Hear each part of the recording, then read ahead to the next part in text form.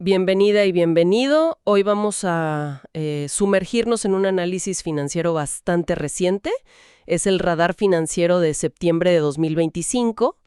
Y bueno, nuestra misión aquí es bastante clara. Queremos sacar las ideas, las perspectivas más importantes que ofrece sobre los mercados globales y latinoamericanos.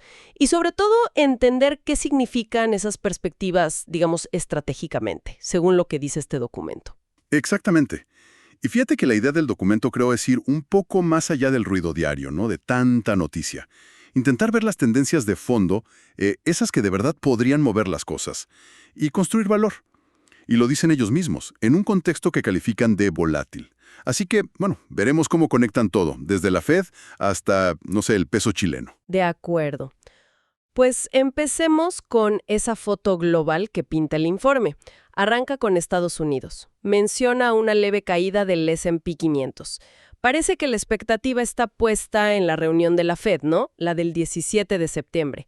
Pero el Nasdaq, el tecnológico, se ve más fuerte. El análisis dice que es por el tema de la inteligencia artificial. Esa es la idea principal. Sí, esa es la foto, digamos, inicial de EUSU. Y si llegamos a Europa, el informe habla de avances en las bolsas. La razón, pues parece que hay menos incertidumbre con la política comercial. Quizás un respiro ahí.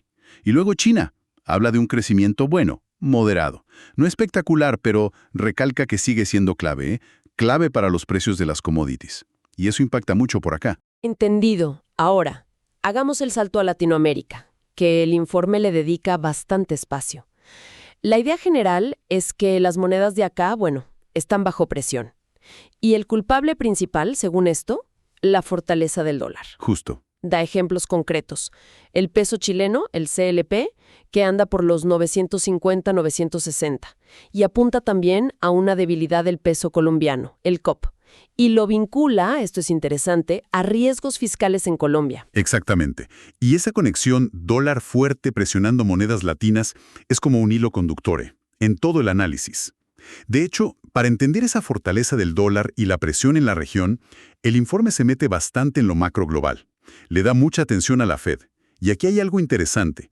Sugiere que los últimos datos de empleo en Estados Unidos, que salieron un poquito más flojos de lo esperado, pues podrían estar aliviando un poco la presión de la inflación. ¿Y eso qué significaría para la Fed? ¿Y da más margen de maniobra? Exacto. Según este informe, esos datos laborales menos fuertes le darían a la Fed, digamos, más espacio para pensar en un recorte de tasas, justo en esa reunión clave del 17 de septiembre. La lógica es, menos presión laboral, quizás menos presión en salarios, menos inflación. Y eso le permitiría a la Fed, bueno, quizás estimular un poquito la economía sin miedo a que se sobrecaliente. Un posible recorte de tasas. Eso siempre mueve el mercado. Pero me imagino que no es una decisión fácil, ¿no? ¿El informe lo matiza? Totalmente. Sí. Recalca que la Fed está como caminando en una cuerda floja. Porque vale, la inflación general parece que baja. Pero el informe insiste en que el Banco Central sigue muy atento, preocupado por focos de inflación que no ceden. Así que la puerta al recorte puede estar abierta, pero no es ninguna garantía. Dependerá de cómo pesen todo. Se siente esa tensión, ese equilibrio delicado que mencionan. Comprendido. Una situación compleja para la Fed, sin duda. Otro tema macro que el informe pone ahí sobre la mesa es lo de Trump y los aranceles. ¿Qué dice el documento sobre eso, que se ha hablado tanto? Aquí el informe toma una postura bastante clara. Dice que el mercado en buena medida ya internalizó eso, o sea, ya lo descontó. Ya está apriceado, como decimos. El impacto de posibles nuevos aranceles o tensiones por Trump. La visión que da es que ya se formó una especie de nuevo equilibrio comercial. Las cadenas de suministro se han ido adaptando, las empresas también. No es que el riesgo se vaya, ojo, pero sugiere que ya no es la gran sorpresa que pudo ser antes. O sea, que ya no genera tanta incertidumbre como antes, podríamos decir. Algo así. Menos factor disruptivo, digamos. Ok. ¿Y qué otro pilar macro destaca el análisis? Sin duda. La fortaleza del dólar vuelve a aparecer. El informe dice que es por dos cosas principalmente. Una, las expectativas del mercado, que sí, ven recortes de tasas de la Fed, pero más agresivos más adelante, para 2026. Y eso hace que el dólar siga atractivo ahora. Y la otra, una persistente prima de riesgo a favor de Estados Unidos. O sea, los inversores siguen viendo los activos de Estados Unidos como un refugio seguro. Eso atrae capital y fortalece al dólar. Y lo repite, esto no es gratis, le pega especialmente a las monedas emergentes. Es una dinámica fuerte, sí. Y aquí me surgió una duda leyendo el informe. Cita fuentes, Bloomberg, Credit Corp Capital, que dicen que han bajado algunos índices de incertidumbre global. Pero casi al lado, el análisis insiste, la volatilidad de fondo no se ha ido. ¿Cómo se come eso? Parecen ideas contrarias. Es una excelente observación. Y ese matiz es, yo diría, clave para entender el documento. Lo que parece sugerir es que no hay que confundir la medición de índices específicos de incertidumbre, que pueden bajar por cosas técnicas o porque el mercado ya se acostumbró a ciertos riesgos, como los aranceles, con que de verdad ya no haya riesgos o volatilidad potencial. Ah, ya veo. Es como decir, quizás nos acostumbramos a vivir con esto, pero el entorno no es estable. El mensaje de fondo es de cautela. Una menor incertidumbre medida no significa que el mar está en calma. Puede haber olas inesperadas. Entendido. Es una advertencia importante. No bajar la guardia. Y esa cautela seguro que se aplica al mirar más de cerca a Latinoamérica. El informe pasa de lo global a poner la lupa en la región andina. ¿Qué proyecciones concretas da para esos países? Así es, aterriza las ideas globales en números para la región, para Chile, por ejemplo. Proyecta un crecimiento del PIB del 2.4% para 2025. Cree que la inflación seguirá bajando hacia el 3.8%. Y el tipo de cambio, fíjate, anticipa que el peso chileno se aprecie, que se mueva de donde está ahora hacia los 940-900 pesos por dólar para 2026. La lectura parece ser de una normalización gradual de la economía chilena. ¿Y Colombia? Mencionaste antes los riesgos fiscales. Exacto. En Colombia el tono es un poco distinto. Proyecta un crecimiento parecido para este año, 2.3%, pero pone mucho énfasis en lo que llama elevados riesgos fiscales.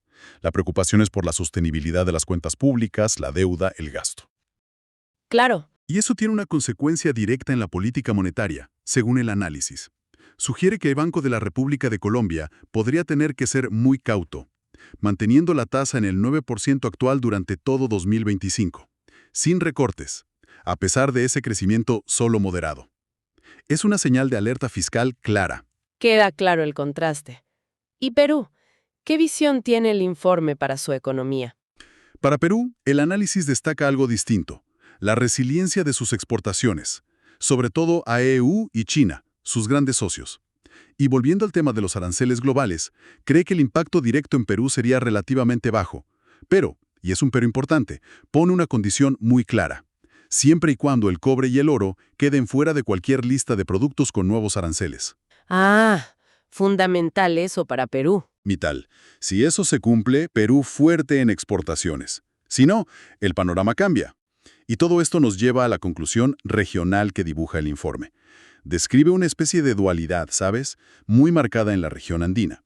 Por un lado, ve cierta resiliencia, que viene sobre todo de las commodities, las materias primas, se benefician de precios globales más o menos buenos. Pero por otro lado, identifica una vulnerabilidad clara, en dos frentes. Las monedas locales, por el dólar fuerte, y la situación fiscal en varios países, como mencionamos en Colombia. Es un equilibrio complejo, con fuerzas tirando para lados distintos. Una dualidad interesante, sí. Fortaleza por un lado, debilidad por otro.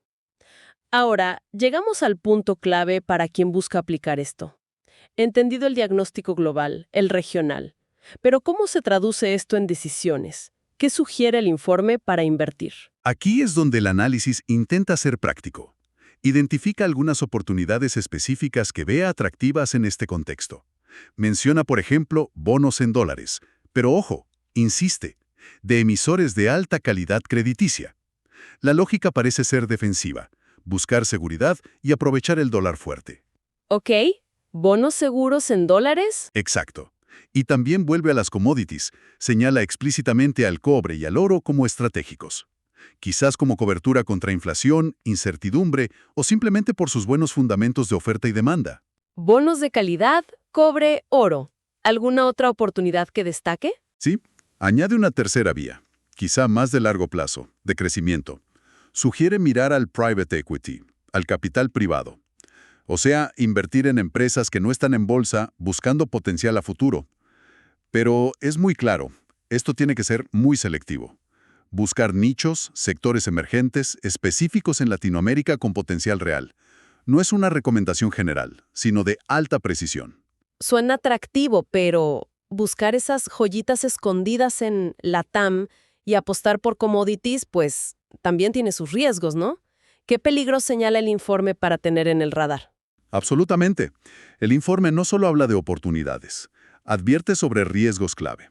Uno central, los déficits fiscales. Y aquí mira a Latam, pero también a Estados Unidos, ¿eh? La preocupación es que mucha deuda pública genere inestabilidad o inflación a futuro. Claro. Entonces, con esas oportunidades puntuales y esos riesgos ahí, latentes, ¿cuál es la recomendación central, la línea maestra que propone este radar financiero? La palabra clave que lo resume todo es diversificación inteligente. Y el énfasis en inteligente. No es solo repartir por repartir. La estrategia que sale de ahí es como armar un equipo equilibrado, ¿no? Necesitas defensa sólida. Ahí van los bonos en dólares de alta calidad, aprovechando el dólar fuerte. Pero también necesitas delanteros que metan goles, aunque sea con más riesgo. Entiendo. Bien, esas serían las apuestas selectivas en private equity en Latam o acciones de sectores específicos. Y para complementar, jugadores versátiles en el medio campo. Ahí encajan las posiciones tácticas en commodities como cobre y oro. Se trata de combinar esto de forma calculada, para navegar este entorno complejo que describe, buscando proteger el capital, pero sin renunciar a capturar valor donde lo ven. Bien, hagamos una recapitulación rápida de lo esencial que nos deja este análisis, el radar financiero, de septiembre de 2025. Por un lado, nos muestra un panorama global con señales mixtas, ¿verdad? Inflación que parece bajar, la Fed quizá recortando tasas, pero al mismo tiempo un dólar que sigue muy fuerte y presionando a las monedas emergentes. Exacto. Y al mirar a Latinoamérica, sobre todo la región andina, resalta esa dualidad. Cierta fortaleza por las materias primas, pero contrapesada por vulnerabilidades en el tipo de cambio y a veces fiscales o políticas. Y de todo esto, la recomendación estratégica es esa diversificación calculada, selectiva. Buscar refugio y calidad en dólares, cazar oportunidades muy selectivas en la región, capital privado, quizás algunos bonos locales, y mantener posiciones en metales como cobre y oro. Y claro, sin perder de vista los riesgos. Volatilidad cambiaria, desafíos fiscales internos. El mensaje de fondo es, hay que ser estratégicos, mirar más allá del ruido y anticipar tendencias. Sin duda un análisis denso, con muchos matices. Y mientras lo comentábamos, me quedaba una idea dando vueltas, una pregunta quizás, para seguir pensando. En este mundo donde las grandes fuerzas macroglobales, la Fed, el dólar, las tensiones comerciales, parecen pesar tanto, ¿cuál es el verdadero margen de maniobra que les queda a las economías regionales como las de Latinoamérica? Y por extensión, ¿cuál es el margen para las estrategias de inversión que buscan valor genuino, diferencial dentro de estas regiones, más allá de solo seguir la corriente global? Es una cuestión abierta, ¿no? Sobre ese equilibrio entre lo global y lo local en las finanzas.